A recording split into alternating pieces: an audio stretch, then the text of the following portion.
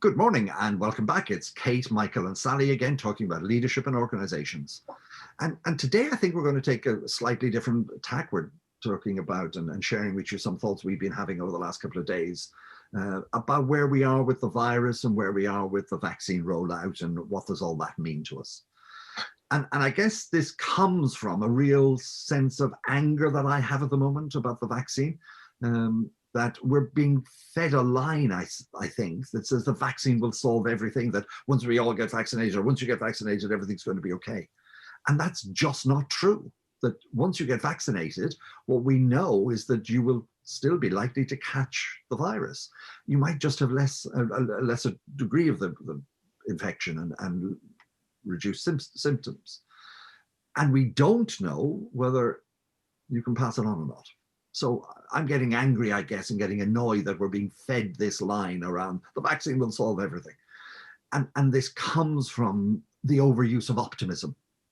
Now, if anybody knows me, they know I am the absolute most optimistic person in the world, annoyingly so to some of my friends. But sometimes I like to consider my optimism to be realistic optimism and grounded in some evidence. And when I mentioned that to my colleagues, particularly to Kate, a couple of days ago, she came up with a really interesting idea that I didn't know about. So Kate, over to you. Tell us a little bit more about the Stockdale Paradox. Oh, wow. So the Stockdale Paradox was, I first saw it when I read the Jim Collins book, The to Great, I think it's called, as a leadership book. And James Stockdale was a prisoner of war in Japan, I think.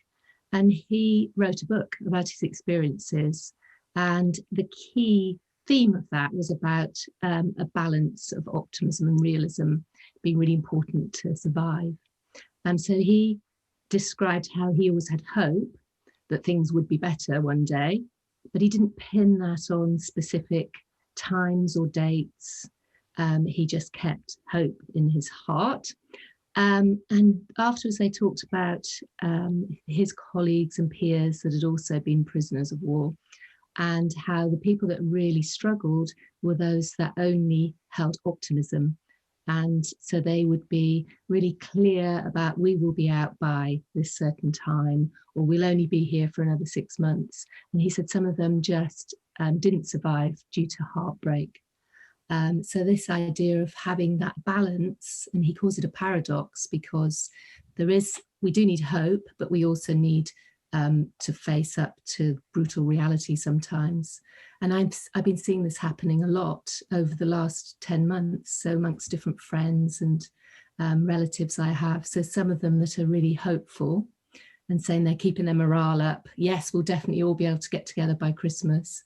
And others that are more realistic about what is actually happening. And it makes me think, where do we get our information from? Where do we get our facts from about the reality? And it's really difficult, of course.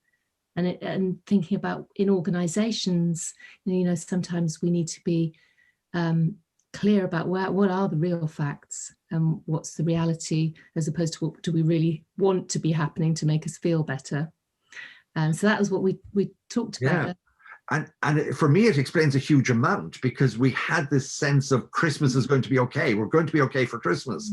And then we weren't. And it was such a kick, wasn't it, to us? And to me particularly, and a lot of my friends.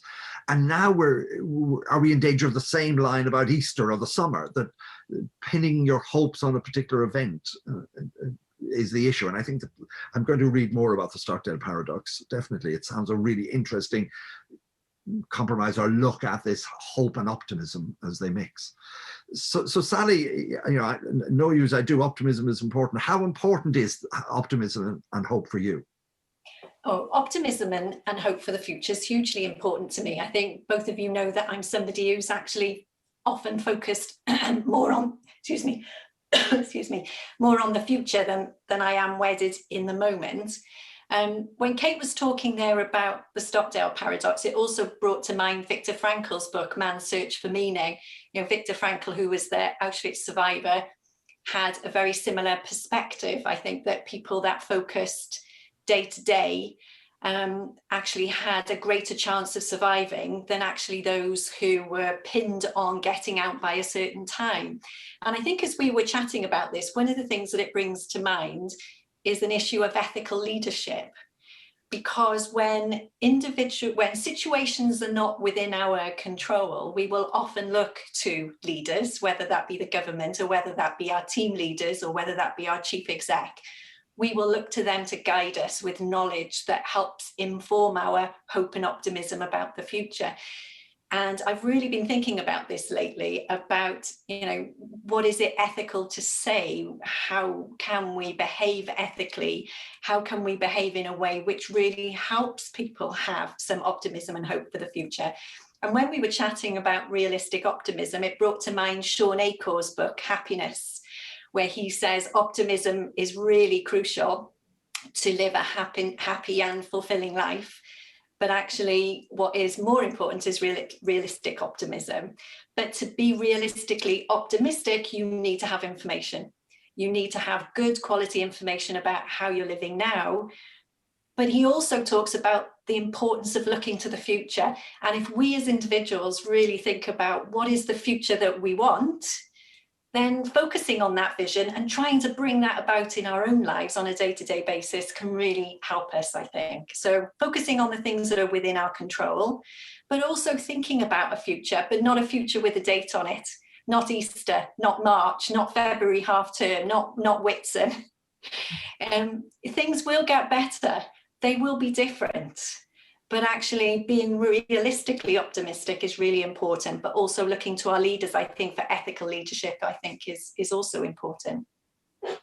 Are we right back at square one here, folks, where the very first video that we produced way back in April last year, look at that on YouTube if you want to, where we talked about the difference between certainty and clarity? And are we right back to that point, that actually this is about leaders giving clarity to individuals about our ability to cope, that there will be a future, rather than certainty about a date? I think we've moved on from that. Right, tell me more. My personal perspective, actually, I think, is that leaders need to provide clarity about their ethical position. Oh!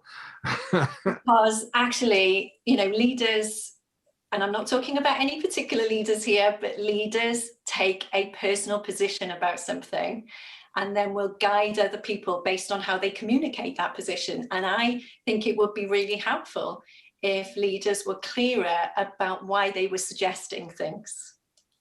That's a whole can of worms we might open on a different occasion. So there you have it. That's our thoughts that we were having, that we thought we'd record for you, about optimism and hope. And I'm loving the Stockdale Paradox. I'm going to find out more about it.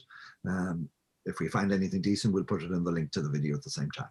Have a great week, and we'll see you all next week. Take care.